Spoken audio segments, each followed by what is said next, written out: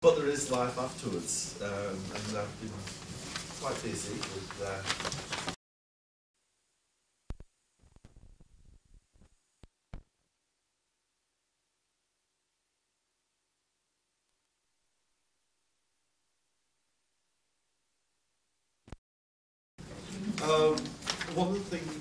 one of my thoughts when I finished off at Edinburgh was, in the spirit that Tim's just outlined, I guess, though he's a little bit older than I, was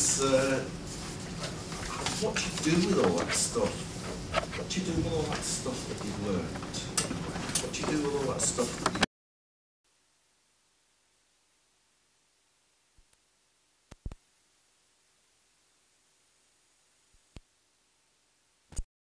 that our bedroom is full of folders that I still haven't sorted through.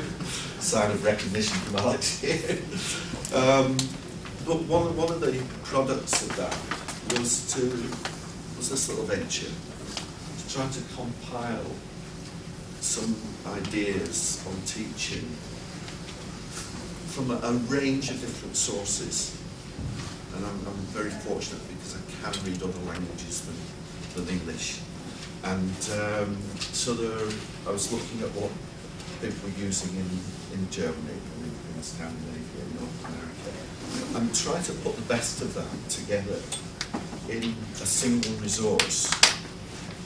And then I thought, well, shall I make a lot of money on the CPD trail and might be cool? I thought, no, I'm just, I don't have the energy for that really, you know. Anybody invites me, I'll do it, but I want to make that available on open access. So here it is as a resource that any school can use. And it's on the website. Put it I've set up a website as a sort of repository for this and various other things. Called it changingschools.org.uk, and called it Teaching for Excellence because one of the things that was being said very loudly was, as curriculum for excellence was developed, was we need to have less rushing from one set of facts, one bit of learning to the other to cover the terrain, and more in-depth learning. So how do you bring that about? How do you have to rethink some of the things you do collectively in the school or in a team? In order to get the best out of that opportunity, to not let it just sort of fade away in just another rearrangement, just a reshuffling of the cards. So various, I've organised it. I'll just read out some of the headings here. I decided not to bring PowerPoint, but I've got some handouts for us to work on, some extracts from this. There's one section about how do you choose what to focus on. There's quite a lot of leeway on curriculum for excellence. What sort of principles in moving forward in progression and in choosing what are particular topics that are exemplary, as one German writer calls them, exemplary in that from this one example there's a lot of concepts can be learned, a lot of skills developed, and so on. What's the repertoire of types of teaching that people do, from discussion to exposition to research and investigation, all the different things, and how they fit together. Explaining and presenting, asking questions, discussion, other types of learning through talking, different types of learning through activity, enquiry from books, enquiry from other sources like surveys.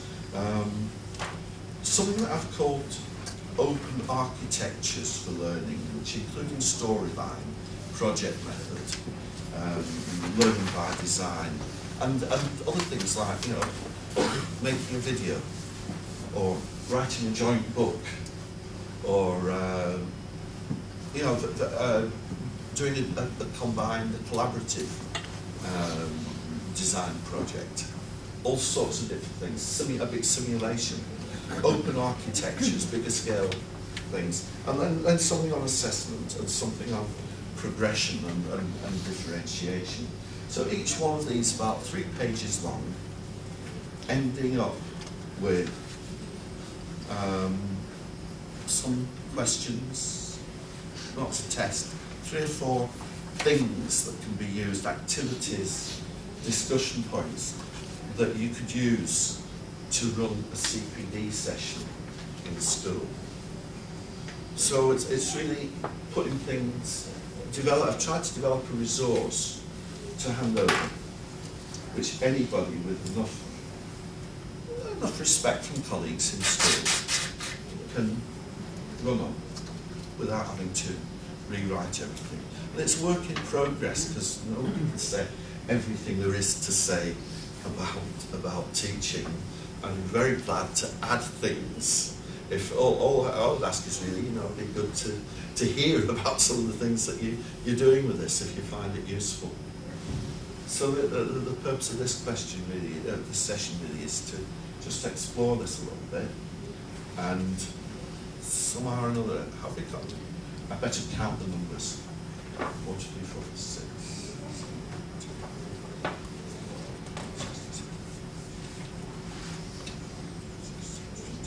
30. A little bit frightening because I've actually got enough copies.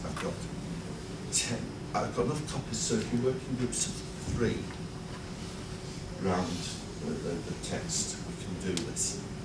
Yeah? And I've chosen two extracts from this. One is explaining and presenting, and the other is other kinds of learning through talking. So other than teacher questioning and the book discussion. And there are just some questions at the end.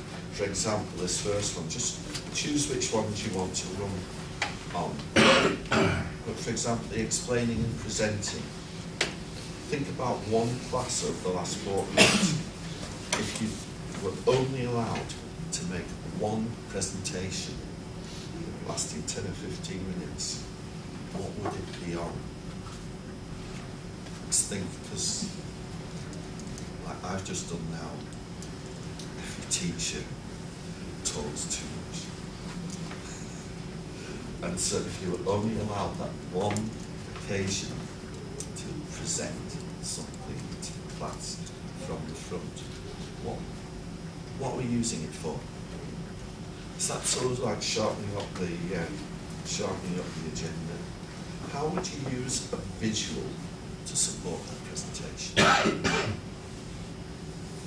It's that sort of question designed to get a group of teachers thinking very sharply about their habits.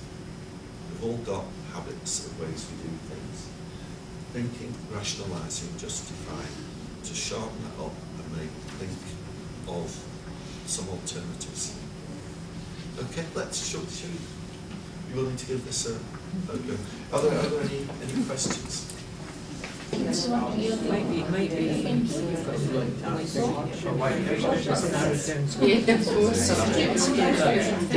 I just have to tell you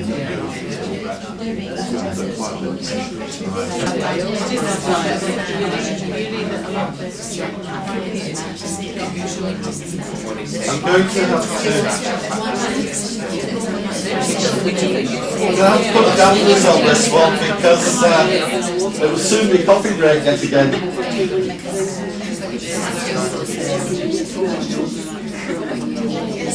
And we've got a colleague trying to film your feedback. And you've all been through this situation of breaking a class into small groups, and when they eventually get started, they don't want to stop. He's trying to get his mind together. I need to get a bell, stand on my head, do a cartwheel. Seriously, it'd be really useful to have some feedback on what sort of resource could you do with? What sort of resource possibly supports school-based staff development? Time.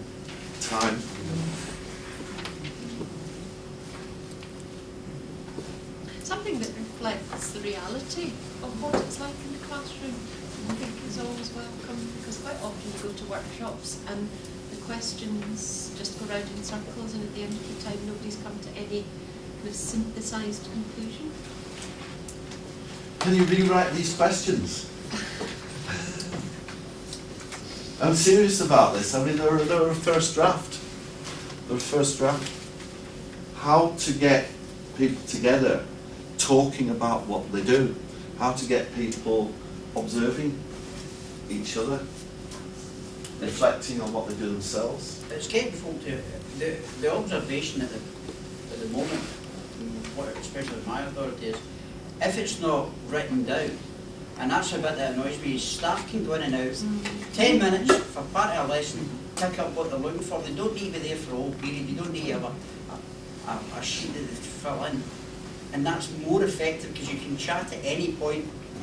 But at the moment in Scotland, managers don't seem to be that willing to accept our professionalism to do that without having to tick boxes everywhere. I think the vein of it all is introduced top down, Yes. not horizontally.